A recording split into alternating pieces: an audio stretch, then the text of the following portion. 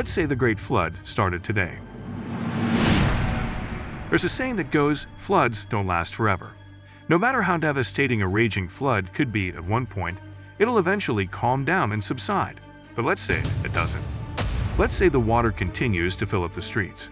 Let's say the oceans suddenly devour every last landmass on the face of the earth. Let's say the Great Flood started today. How would you survive? Possible causes. For the Great Flood to happen, a large-scale catastrophe or a doomsday event should first take place. Hypothetically, the Earth could become a total water world if an asteroid impact or a supervolcanic eruption happened, which may lead to supermassive tsunamis and global flooding. Such events would cause all of the land masses on the face of the Earth to be completely submerged infinitely deep underwater. While these catastrophic events wouldn't happen in our lifetime, one familiar phenomenon is a likely candidate to deliver the Great Flood. It has been occurring since the dawn of the Industrial Age and is silently increasing the odds of a Great Flood happening in the future. Global warming is the next big thing we can consider if we are talking about the possibility of a Great Flood happening today. Global warming. Though this issue is relatively new compared to the age of the Earth, the effects of global warming are slowly changing the world as we know it.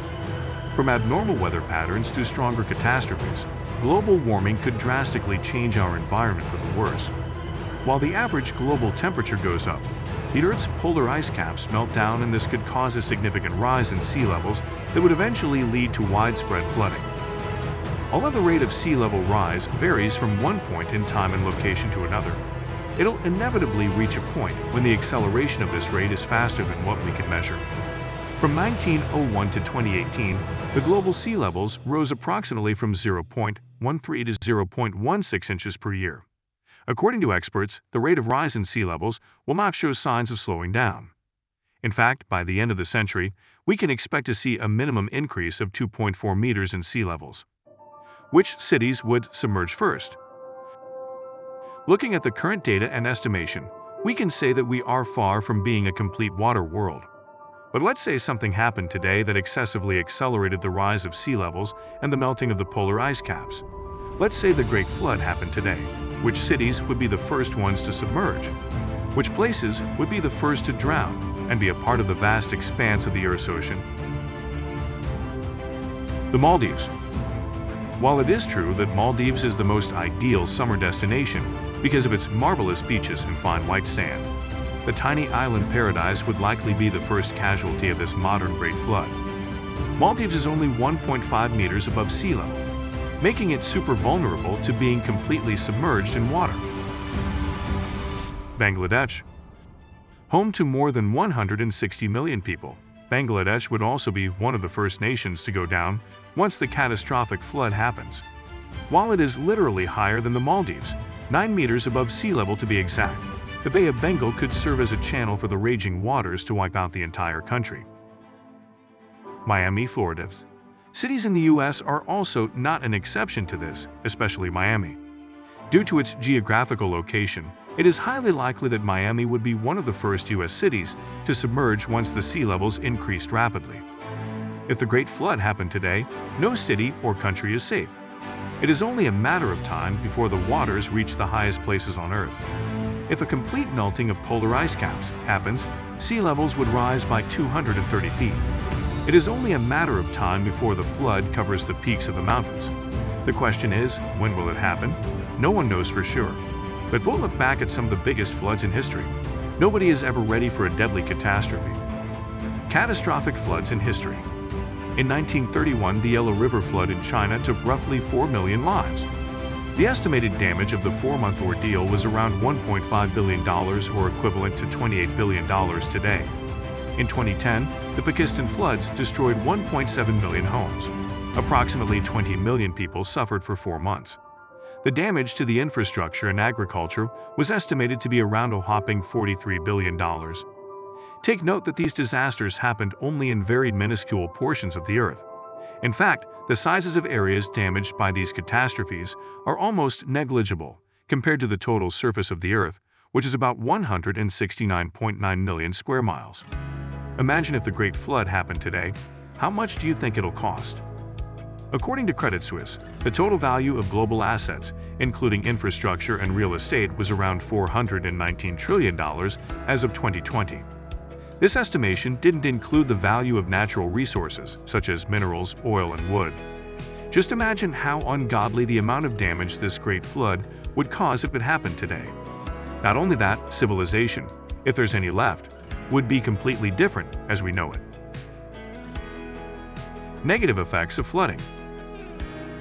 Aside from the global economic collapse brought by extreme global flooding, the extinction of many species, especially land and air animals, would likely happen in a snap. Because livestock and farmlands are already non-existent, global famine would eventually follow. If you are one of the lucky people who happen to have or be in a large boat during the Great Flood, you're also likely to be forced to live with people opting for their own survival, which would make the situation more dire and difficult. In the event that the Great Flood happened, every man is for himself.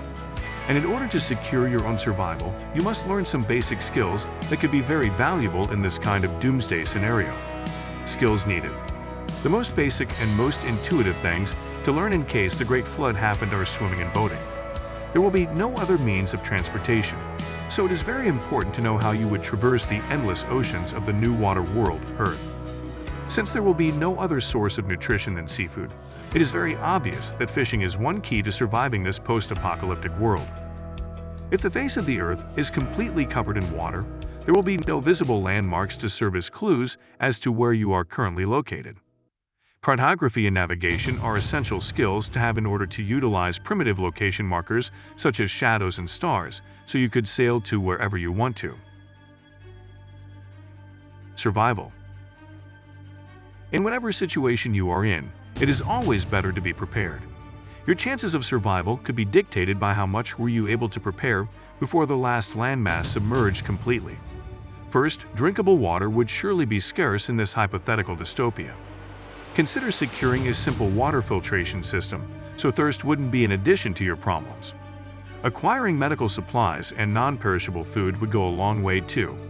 Adapting to a completely new way of living would take a very long time. Medicines and canned goods would surely help you withstand your first months of mindless floating while planning for your next move. No man is an island. As cliché as it sounds, no man is an island. It may sound like a pun, but it would greatly increase your chance of survival if you were going to meet and live with a like-minded community. This would lessen everyone's burden of gathering food and supplies by having some organized day-to-day operations. This would also help your mental health, as you wouldn't have to face the post-apocalyptic, landless world alone. Final thoughts. Let's say the Great Flood started today. According to statistics, it would take millions of years before rainfall or polar ice caps cover the entire Earth in deep water. Luckily, we are already not around once it happens. Given enough time, humanity could find a way to escape its own extinction. After all, we are forward thinkers, innovators, and survivalists. Throughout the course of history, there are many cases where humanity almost came to the verge of extinction, or at least looked like it. From famines, wars, diseases, and recently a pandemic, humanity's ability to be resilient and adapt to the environment in which they live in significantly increases over time. Given enough time, humanity could find a way to deflect an asteroid, build a water-world civilization, or simply transfer to another planet. For now, these things might seem like a frontier of science to us. At the current rate of growth of technology nowadays, who knows? Maybe the hypothetical questions of today would scientifically be solved by future generations. As the saying goes, no storm can last forever. Land masses would take tens of millions of years before they emerge to the surface of the Earth again. Millions of years are sure a long time, but that doesn't mean forever. But since then, gather your supplies, learn how to boat, and know how to navigate the waters, because let's say the Great Flood started today. How would you survive?